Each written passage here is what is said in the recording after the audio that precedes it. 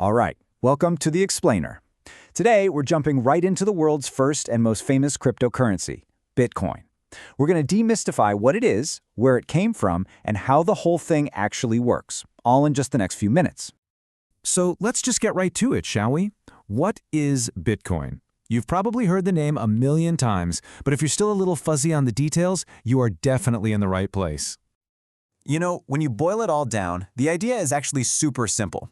Just think of it as money that was built from the ground up, specifically for the internet, letting people send value straight from one person to another.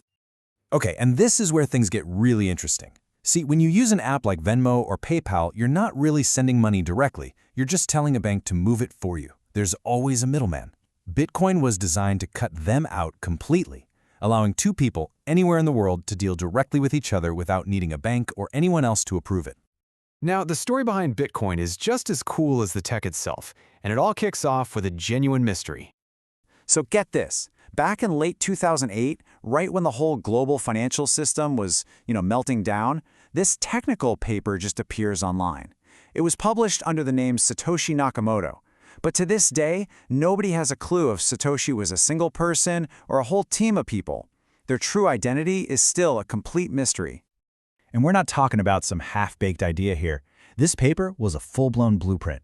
It dropped into a world where trust in financial institutions was at an all-time low and offered a brand new way to trust each other online without needing those old gatekeepers. So that brings us to the big question. What was this fundamental problem that needed solving so badly? Why was creating money for the internet so hard in the first place? Here's the thing. Before Bitcoin, you just couldn't. It's easy to copy a digital file, right? So how do you stop me from sending you a digital dollar and then sending that same digital dollar to someone else? The only way was to have a trusted third party, like a bank, keeping one central official logbook of who owns what. And by cracking that nut, Bitcoin didn't just solve a problem, it threw the doors wide open to a whole new way of thinking about finance. Suddenly, money could zip across the globe over any border as easily as sending an email, no permission needed. Okay, so if there's no bank in charge, no CEO, no central company, how in the world does this whole machine actually work? Let's peek under the hood for a sec. The absolute magic behind Bitcoin is something called the blockchain, and honestly, the easiest way to picture it is like a giant public bank logbook. But, and this is the key, instead of one bank hiding it in their vault, an identical copy is shared across thousands of computers all over the world. That's what makes it so incredibly secure and transparent. So who's writing in this logbook? Well, that's where this global network of computers called miners comes in. They're all in this massive race, competing to solve a really complex math problem. About every 10 minutes, one of them wins. Their prize? They get to add the next block of transactions to the chain, and they get paid for their work in brand new Bitcoin. That competition is what keeps the whole network honest and secure. And this is absolutely crucial. It's one of Bitcoin's most powerful features. You see that number? 21 million. That's it.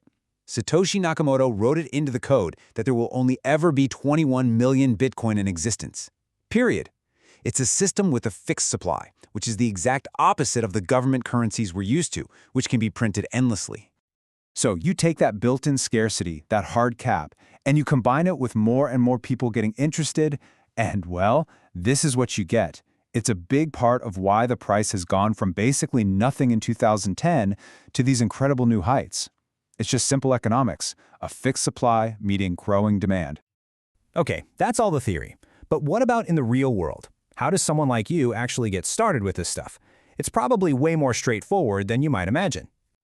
It really just boils down to these 4 steps. First, inform yourself. And hey, you're already doing that right now. Second, you'll need a digital wallet to keep your Bitcoin safe.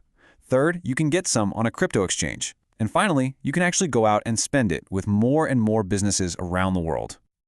All right, let's zoom out one last time for the big picture. What makes Bitcoin so different? Why do some people say it's not just a new currency, but a whole new kind of money? Well, it's this unique mix of ingredients, right? It's global. You can send it literally anywhere on the planet in minutes, no questions asked. It's irreversible, just like handing someone cash. Once it's sent, it's sent. It's also private, and that you don't have to attach all your personal info to a transaction. But it's completely open and transparent because anyone can go look at the public ledger. You just don't find that combination anywhere else. And maybe the most mind-blowing part of all this, its track record. Think about it. For over a decade, this thing has been running 24/7, with a massive target on its back. And the network itself has never been successfully hacked. Its security is battle-tested on a global stage. So what's the big takeaway here? Bitcoin was this brilliant, radical solution to a problem people had been trying to solve for ages.